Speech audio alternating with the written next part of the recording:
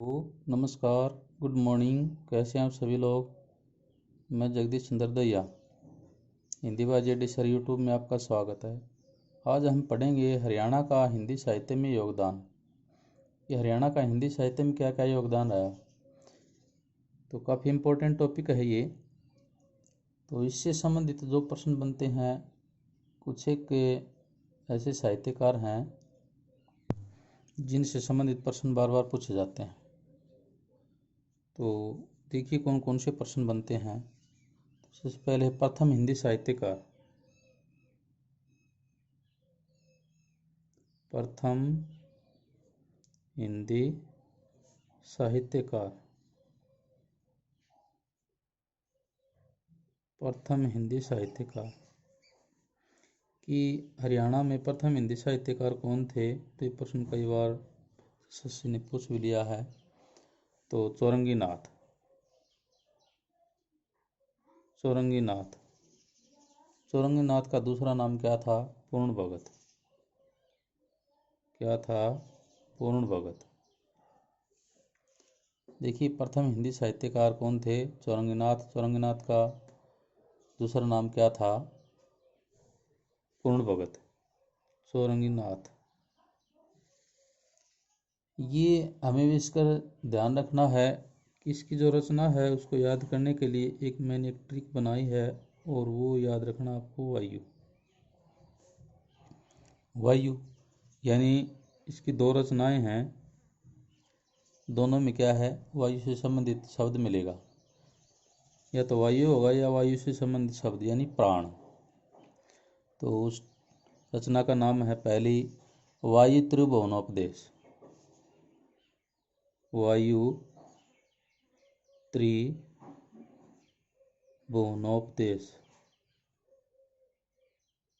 तो इसमें क्या शब्द आ गया? वायु। वायु त्रिभुवनोपदेश।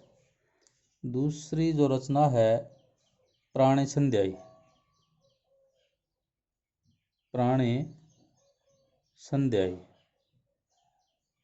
दूसरी जो रचना है प्राणे संध्यायी। देखिए दोनों रचनाएं काफ़ी इम्पोर्टेंट हैं। प्रथम हिंदी साहित्य का अगर पूछा जाए तो कौन है? चौरंगीनाथ। का दूसरा नाम क्या है? पूर्ण भगत। इसकी ट्रिक क्या है? वायु। इसकी दोनों रचनाओं में क्या है? वायु या वायु संबंधित शब्द। जैसे वायु इसमें आ गया वायु त्रिभुवनोपदेश। और प्राणे संध्यायी, प्राणे का मतलब प्राण यानी होता है वायु, श्वास। उसके बाद आ जाता है सम्राट हर्षवर्धन। सम्राट हर्षवर्धन। सम्राट हर्षवर्धन भी की जो रचनाएं हैं काफ़ी इम्पोर्टेंट हैं। इसके लिए भी मैंने एक ट्रिक बनाई है, और उस ट्रिक का नाम है परण। क्या नाम है? परण। परण लिया है सम्राट हर्षवर्धन ने। परण लिया क्या? कि मैं ये जो रचनाएं हैं वह याद करवा के ही रहूँगा। पी। पी का मतलब है प्रियदर्शिका। पी का मतलब प्रियदर्शिका। पी के मतलब प्रियदर्शिका। आर का मतलब रत्नावली। आर का मतलब रत्नावली, काफ़ी इम्पोर्टेंट है ये। और एन का मतलब है नागानंद। एन का मतलब है नागानंद। देखिए काफ़ी इम्पोर्टेंट है दोनों कि सम्राट हर्षवर्धन ने ये प्रण लिया याद करने के लिए है ये। कभी आप कहें कि प्रण तो गलत है। सम्राट हर्षवर्धन ने प्रण लिया। क्या प्रण लिया? कि मैं ये रचना याद करवा के रहूँगा। तो पी का मतलब है प्रियदर्शिका। आर का मतलब रत्नावली। एन का मतलब है नागानंद। काफ़ी इम्पोर्टेंट रचनाएं हैं तीन। उसके बाद आ जाता है बाणभट्ट। बाणभट्ट। भट्ट। भट्ट। बाण लगा तो घायल, और घायल किससे भी होता है? चाकू से। और चाकू को इंग्लिश में क्या बोला जाता है? नाइफ। KNIFE। और जब घायल हो जाता है तो कोई इंसान, उसको कहाँ भर्ती करवाया जाएगा? PHC में। PHC। तो नाइफ का मतलब के, और के से कादम्बरी, के से कादम्बरी। पी, पी से पार्वती परिणय, पार्वती परिणय, पार्वती परिणय। और एच काफी इंपॉर्टेंट है, हर्षचरित। अच्छा मतलब हर्षचरित। और सी से चंडी शतक, सी से चंडी शतक। देखिए काफी इंपॉर्टेंट है। बाण भट्ट के चाकू मारा किसी ने तो उसको घायल हो गया, घायल करवाने के बाद कहाँ भर्ती करवाया गया? पीएचसी में। यानी नाइफ, के से मतलब कादम्बरी, पी से मतलब पार्वती परिणय, एच से मतलब हर्षचरित, सीते मतलब चंडी शतक। काफी इंपॉर्टेंट है ये। अब अगला है गरुड़ ध्वज, गरुड़ ध्वज। देखिए इसकी भी ट्रिक है, इसमें ध्वज है तो इसकी रचना में भी क्या आ जाएगा? ध्वज। तो इसकी रचना क्या है? धर्म ध्वज, धर्म ध्वज। इसमें भी ध्वज, इसमें भी ध्वज। तो गरुड़ ध्वज की जो रचना है याद करने में काफ़ी परेशानी नहीं होगी। तो इसमें ध्वज है तो इसमें भी ध्वज, यानी गरुड़ ध्वज की रचना कौन सी है? धर्म ध्वज। उसके बाद आ जाता है बाल मुकुंद गुप्त, काफ़ी इंपॉर्टेंट है ये। बाल मुकुंद गुप्त, बाल मुकुंद गुप्त। बाल मुकुंद गुप्त की रचनाएं काफ़ी इंपॉर्टेंट, कई बार HSSC में पूछे जाते हैं। तो इसको याद करने के लिए हम क्या करेंगे कि बाल मुकुंद गुप्त यानी बालक, और हमारी भाषा क्या है? बालक कोई भाषा सीखेगा तो हमारी भाषा क्या है? भाषा सीखेगा तो हमारी भाषा क्या है? हिंदी। हमारी भाषा क्या है? हिंदी। और हिंदी की लिपि क्या है? हिंदी की लिपि सभी को पता है, हिंदी की लिपि क्या है? तो लिपि से मतलब एक लिपि की जरूरत, ये बन गई। देखिए हमारी भाषा क्या है? हिंदी। और हिंदी की लिपि क्या है? देवनागरी, यानी देवनागरी अक्षर, देवनागरी, देवनागरी अक्षर। देखिए हमारी भाषा क्या है? हिंदी। और हिंदी की लिपि क्या है? देवनागरी, यानी देवनागरी अक्षर। भाषा से मतलब भाषा इसकी रचना हो गई, हिंदी से मतलब हिंदी इसकी रचना हो गई। और हिंदी की लिपि क्या है? तो ये लिपि से क्या बन गई? एक लिपि की जरूरत थी, इसकी रचना हो गई। और लिपि क्या है? देवनागरी, देवनागरी अक्षर, ये क्या हो गई? कि इसकी रचना हो गई। फिर इन्होंने क्या किया? बस हमारी भाषा क्या है? हिंदी, हिंदी की लिपि क्या है? देवनागरी। जब ये चीज़ें कंप्लीट हो गई तो क्या किया? हिंदी भाषा की भूमिका बनाई। क्या बनाई? हिंदी भाषा की भूमिका,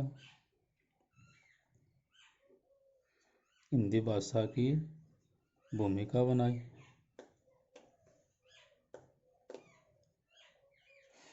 हिंदी भाषा की भूमिका बनाई, किसके ऊपर बनाई? इन्होंने क्या लिया? एक अधखिला फूल लिया। क्या लिया? अधखिला फूल। देखिए पूरे पे तो बन जाती है, लेकिन इन्होंने क्या लिया? पूरा फूल नहीं लिया, खिला हुआ अधखिला फूल लिया। और अधखिला फूल लेने के बाद जो भूमिका थी अच्छी रूप में तैयार नहीं हुई तो उसकी क्या आ गए? अश्रु आ गए, यानी अश्व आ गए। और उनकी जो मति थी उन्होंने काम किया, क्या सोचा कि क्यों न जो तारा होता है, तारों की छांव में सो के सोचा जाए तो इससे क्या है? उसका कोई सोल्यूशन निकले। तो ने तारों के छांव में जो सोचा तो उसका सोल्यूशन निकला है। उससे पहले क्या किया? भाई सोचने के बाद उसको कुछ होश नहीं हुआ तो इन्होंने क्या किया? सुधा होता है अमृत, उन्होंने सुधा धारण कर लिया। सुधाकर, सुधा अमृत कर यानी करना यानी धारण कर लिया। उन्हें सुधा पिया, अमृत पिया, तो इसके दिमाग में जो प्लानिंग चल रही थी वो कंप्लीट हो गई अमृत पीने से। तो फिर इन्होंने आपकी जो खुद की जो तुलना थी किससे दे दी, तुलसीदास से, कि मैं एक तुलसीदास बन गया, कि मैंने जो सोचा था वो कंप्लीट हो गई। हिंदी भाषा की जो भूमिका थी वो मैंने कंप्लीट कर दी।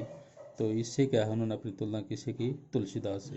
तो बाल मुकुंद गुप्त की जो रचनाएं होगी, हमारी जो भाषा है वो क्या, हिंदी भाषा का मतलब इसकी रचना क्या है, भाषा, और हिंदी भी क्या है इसकी रचना, और हिंदी की लिपि, तो एक लिपि की जरूरत, ये भी क्या होगी इसकी रचना, और लिपि क्या है देवनागरी, तो देवनागरी अक्षर, ये भी क्या होगी इसकी एक रचना। फिर उन्होंने क्या बना, हिंदी भाषा की भूमिका, तो हिंदी भाषा की भूमिका भी क्या होगी इसकी एक रचना। फिर इन्होंने क्या है, एक अर्ध खिला फूल लिया, उसके ऊपर भूमिका बनाई, तो वो भूमिका नहीं बनी, तो अर्ध खिला फूल भी क्या हो गई इसकी भूमिका, तो नहीं बनी तो इसके क्या आ गए, आंसू, अश्रुमति, तो इसकी बुद्धि से काम लिया कि अश्रुमति। तो उन्होंने सोचा कि तारों के छाव में सो के सोचा जाए, तो तारा के छाव में सोहा, तो उन्होंने क्या किया, वहाँ सुधाकर यानी अमृत धारण कर लिया, और अमृत धारण करने से उसकी जो भूमिका बनाई थी वो सोल हो गई। उसके बाद इन्होंने अपनी तुलना किससे की, तुलसीदास से, तो ये तुलसीदास इनकी क्या हो गई रचना। तो इन बाल मुकुंद गुप्त की कौन कौन सी रचना होगी, भाषा, हिंदी, एक लिपि की जरूरत, देवनागरी अक्षर, हिंदी भाषा की भूमिका, अधिखिला फूल, अश्रुमति, तारा, सुधाकर और तुलसीदास। एक और शंभु दयाल, शंभु दयाल, शंभु दयाल, इसकी भी एक रचना है, काफी इंपॉर्टेंट है, रुक्मणी मंगल,